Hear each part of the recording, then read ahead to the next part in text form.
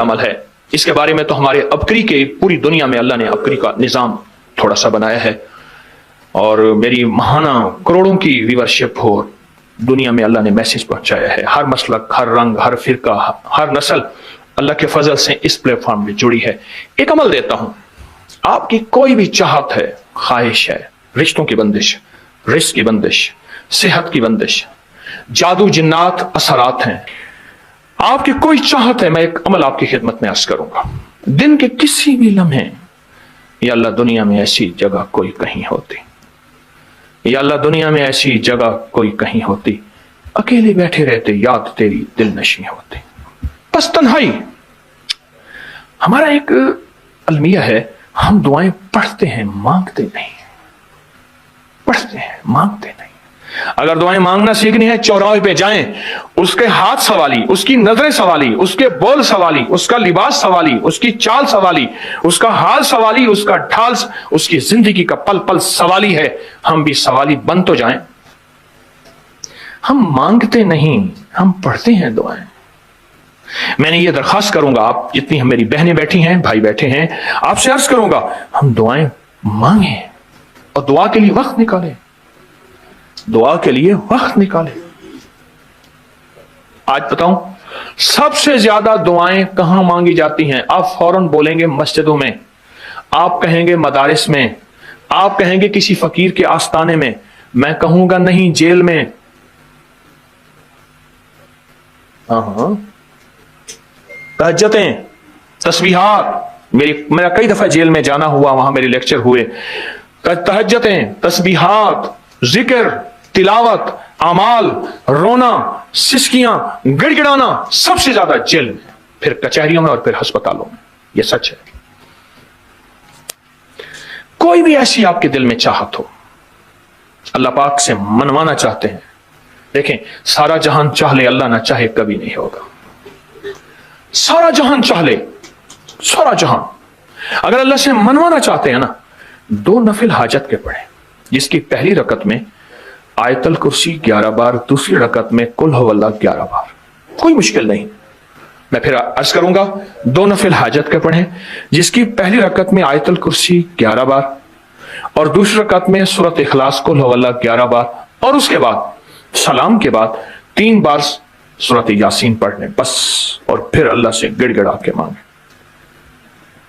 ابکری کے ہیں، آپ ابکری کے صفحات اٹھا کے دیکھیں. نیٹ کی دنیا میں لوگوں نے اس کا نام کریڈٹ کارڈ رکھا ہوا ہے، کسی نے فوری مدد رکھا ہوا ہے، کسی نے غیبی مدد رکھا ہوا ہے، کسی نے ایمرجنسی پکار رکھا ہوا ہے، کسی نے اس عمل کا جو میں نے آپ کی خدمت میں عرض کیا ہے.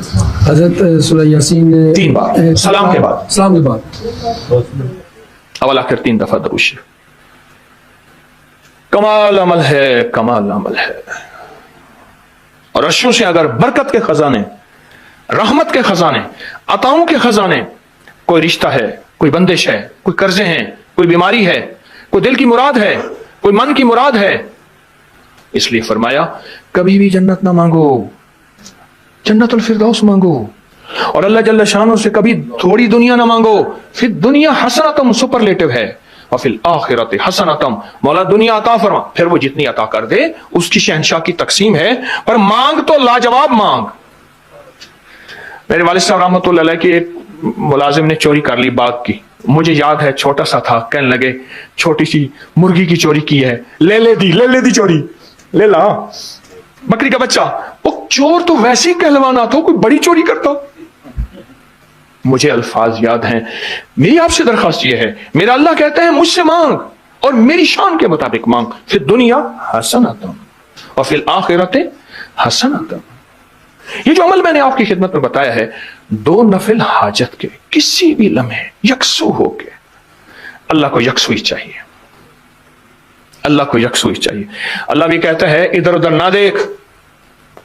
اور اگر آپ کسی تقریب میں جائیں، کسی شادی میں، کہیں تقریب میں، بیگم ساتھ ہو، ادھر ادھر نہ دیکھیے گا. آپ اس کو کیوں دیکھ رہے تھے؟ بولیں، خیال کیجئے گا، پھڑے جاؤ گے.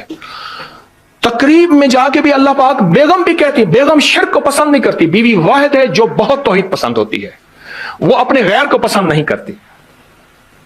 ایسا بیوی کے اندر واحد ہے جو شرک سے پاک ہوتی ہے بیوی. ٹھیک ہے, وہ کبھی بھی کسی غیر کو پسند نہیں کرتی, اللہ بھی کسی غیر کو پسند نہیں کرتا. توجہ سے مانگے اور چند دن کر کے دیکھیں تو سے, چند دن, چند ہفتے اس کو اگر معمول بنا لیں. ایک اور چیز عرض کروں گا, جس کے پاس مال ہوتا ہے وہ اکثر کم مانگتا ہے, اور اس کی اولاد کے المیہ میرے پاس واقعات کے اعتبار سے زیادہ ہے. یہ بات پھر دہراؤں گا, جس کے پاس مال وسائل زیادہ ہوتے ہیں وہ اکثر کم مانگتا ہے. غریب تو کہتے ہیں اللہ بچہ بڑا ہو رہا ہے, اللہ بچی بڑی ہو رہی ہے, اللہ میں کہاں سے لاؤں گا. اسے مانگنا نہیں آتا غریب کو. غریب کے پاس اسم اعظم نہیں ہوتا, غریب کے پاس پنج سورہ نہیں ہوتا, غریب کے پاس مسنون دعائیں یاد بھی نہیں ہوتی. بہت کم ہوں گے یقیناً, یاد بھی ہوتی ہیں, لیکن ان کی دل کی آواز, وہ ہندی ہے یا سندھی, پنجابی ہے یا کوئی بھی ہے, وہ دل کی آواز سے اللہ کے دروازے کو کھٹکھٹاتے ہیں. اور جو مالدار ہوتا ہے اس کی نظر میں ہوتا ہے کہ یہ اس کا ہے, یہ اس کا ہے, یہ اس کا ہے. یہی نقصان ہوتا ہے. اپنی نسلوں کے لیے اس دعا کے ذریعے, اس نفل کے ذریعے 3 چیزیں ضرور مانگیے گا. ایک بخت, ایک مقدر اور ایک نصیب.